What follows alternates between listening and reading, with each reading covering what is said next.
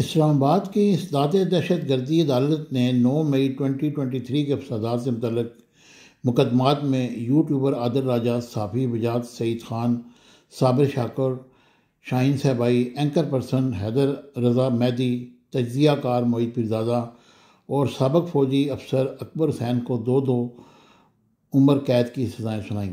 یہ فسادات 9 مئی 2023 کو سابق وزیر اعظم عمران خان کی گرفتاری کے بعد پھوٹ پڑے تھے، جن کے دوران سرکاری اور فوجی تنصیبات کو بھی نقصان پہنچایا گیا تھا۔ اس تقاضا کے مطابق سزا پانے والے افراد پر 9 مئی کے مقدمات کے تناظر میں ریاستی اداروں کے خلاف ڈیجیٹل دہشت گردی کے الزامات تھے۔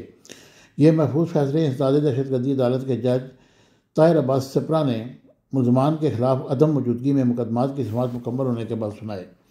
عدالتی احکامات کے مطابق عادل راجہ، وجاد سعید خان، شاہین صاحبائی، حیدر رضا مہدی کے خلاف ریاست کی مدیت میں اسلام آباد کے تھانہ رمنا میں مقدمات درج کیے گئے تھے، جبکہ صابر شاکر، اکبر حسین اور معید پیرزادہ کے خلاف وفاقی دارالحکومت کے تھانہ پارا میں مقدمات قائم کیے گئے تھے۔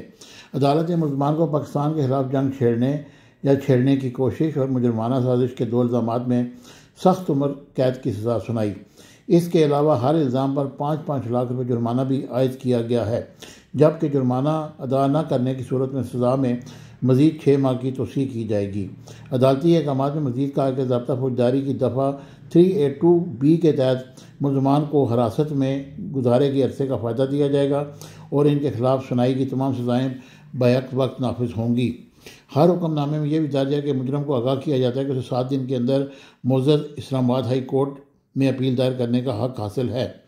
عدالت نے متعلقہ تھانوں کے SHOs کو اختیار دیا ہے اور ہدایت دی ہے کہ ملزمان کی دستیابی پر انہیں گرفتار کیا جائے اور سزا پر عمل درآمد کے لیے جیل منتقل کیا جائے۔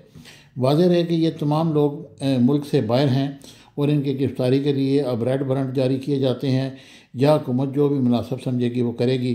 بہرحال یہ دہشت گرد قرار دے دیے گئے ہیں اور ان پر ڈیجیٹل دہشت گردی کے مقدمات قائم تھے۔